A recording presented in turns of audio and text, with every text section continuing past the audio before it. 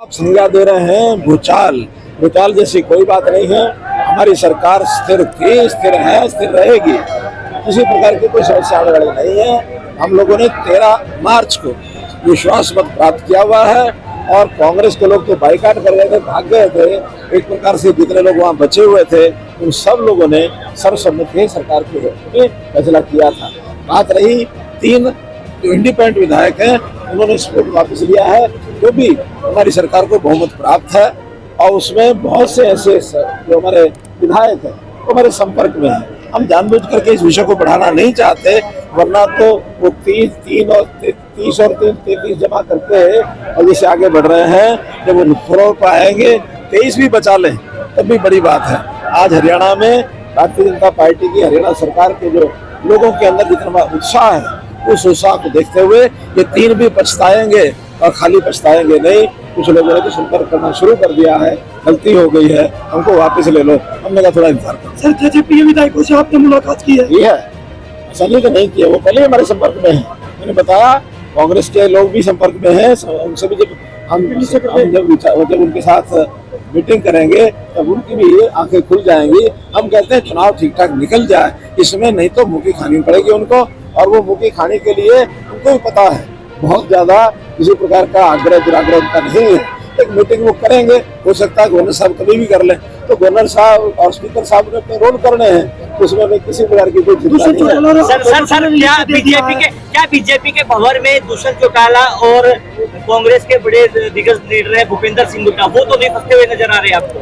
देखिए, जब ये जनता में पटाक्षेप होगा चीजों का तो जो फंसेगा सो फंसेगा। हम तो कोई ऐसा नहीं फंसाएंगे, वो जनता के भंवर में फंसेंगे। हमने कोई भंवर का जाल नहीं फैलाया है। हमारी सरकार सुरक्षित है, सरकार सुरक्षित रहेगी। ये अगर भंवर में फंसेंगे तो जनता के भंवर फंसेंगे। आपके संपर्क में है क्या? कांग्रेस से कुछ विधायक? बता तो रहा हूँ और क्या। सर, भूपेंद्र सिंह हुड्डा भ्रष्टाचार का आरोप बीजेपी में लगा रहे हैं। जितने भ्रष्टाचार के आंकड़े उनके सामने आ रहे हैं वो आपको पता ही है। उनके लीडरों के बेटे आपके इसी जिले से, साथ के जिले से बेटे फंसे पड़े हैं, अंदर गए पड़े हैं, और उनके बापों का भी पता नहीं है।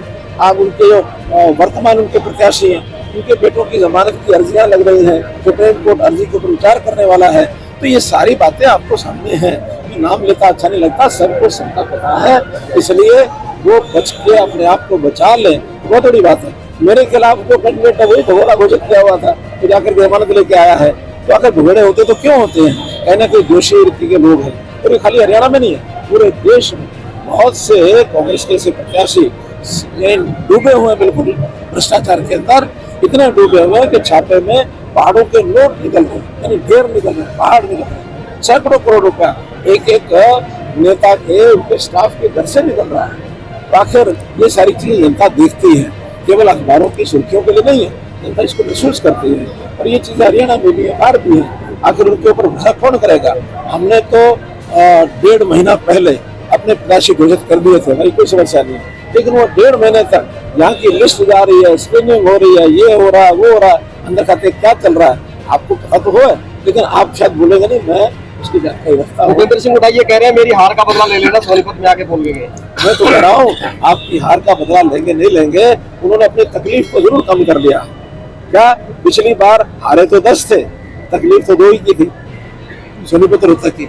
इस बार सोचा भी 2 की तकलीफ करना सहनी पड़े, 1 की सहन कर लेंगे। जैसे दोनों ने खड़े तो 1 खड़े होंगे, तो स्वीकार कर लिया उन्होंने, तो वो अपनी तकलीफ को आधा करके गए हैं। तकलीफ उनको होनी है। दुष्यंत चौटाला लगातार कह रहे हैं कि 400 पार का नारा दिया, पहले 75 पार का नारा दिया। मैं तो कह रहा हूँ वो कह रहे हैं, बाकी जनता ने देखना, ऐसा नहीं कि जनता ने नहीं देखना। अब जिस प्रकार का तमाशा अब हो रहा है, ये उस समय भी हुआ था, ये 2019 में भी हुआ था। 2019 में हमारे वोट 3% बढ़े थे। अगर नए आंकड़े हो तो मैं देता हूँ 34% वोट थे हमारे 2014 में, 37% मिले थे हमको 2019 में। लेकिन 14 में तो किसी को लगता ही नहीं कि सरकार आ जाएगी। 19 को सबका लगता था कि नहीं, सतर्क रहना चाहिए। और जो गठबंधन आज बन रहे हैं, ये गठबंधन उसके बाद उसमें बन गए, तो गठबंधन बन गए, वोट ज्यादा आने के बाद भी सीटें आज कम हो गई। सीट कम ज्यादा नहीं है, हमारा वोट परसेंट पहले भी बढ़ा था, इस बार भी बढ़ेगा। और बढ़ने के बाद लोकसभा में 10 किलो सीटें जीतेंगे, विधानसभा में कंफर्टेबल मेजोरिटी से। Thank you sir.